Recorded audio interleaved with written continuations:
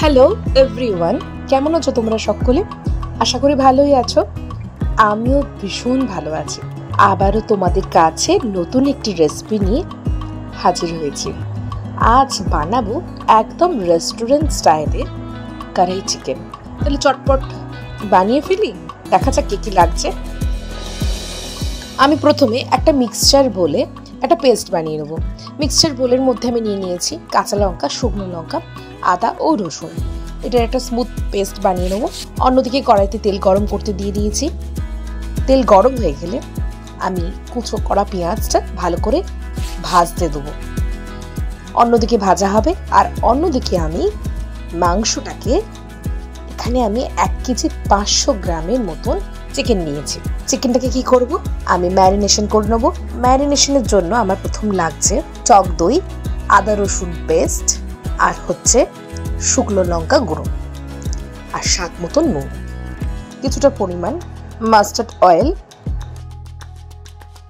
বাস ভালো করে মশলার সাথে চিকেনটাকে ভালো করে মিশিয়ে মেখে 8 ঘন্টার মতন রেখে দেবো। এরপর আবার কড়াইয়ের মধ্যে তেল দিয়ে দিয়েছি।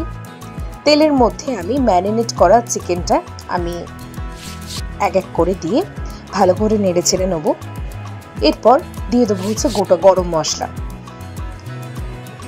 এখানে গোটা গরম মশলায় আমি ইউজ করেছি শুকনো লঙ্কা 3 থেকে 4টে, দিয়েছি লবঙ্গ আর ছোট এলাচ আর একটা দারচিনি।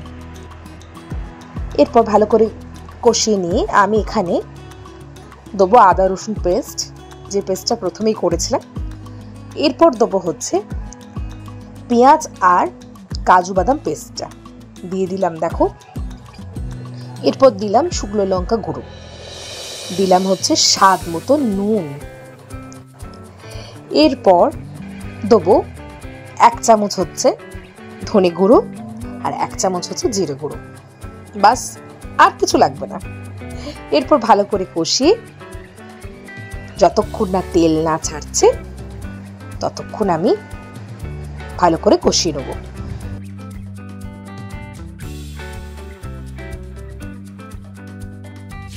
অন্যদিকে দেখো, পেঁয়াজটা যেমন ভাজছিলাম, ভাজতে ভাজতে তার মধ্যে দিয়ে দেবো কিছুটা পরিমাণে কাজু বাদাম কুচো।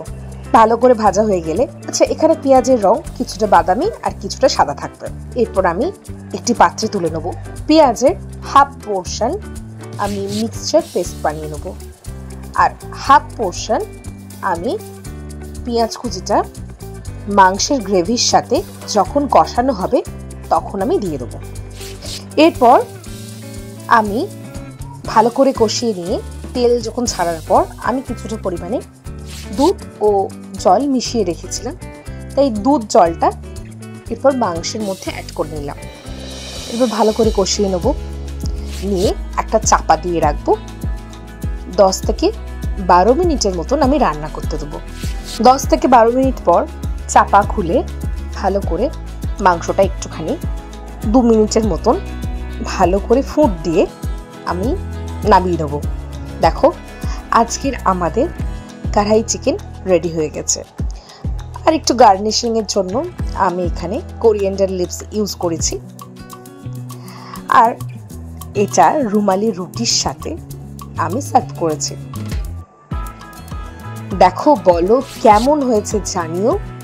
এইভাবে তোমরাও বানাও, বানিয়ে খেয়ে চটপট আমাকে কমেন্ট বক্সে জানাতে ভুলো না। আজকের মতন এখানেই শেষ করছি, আবার নেক্সট ভিডিওতে তোমাদের সাথে দেখা হচ্ছে। Tata, bye bye.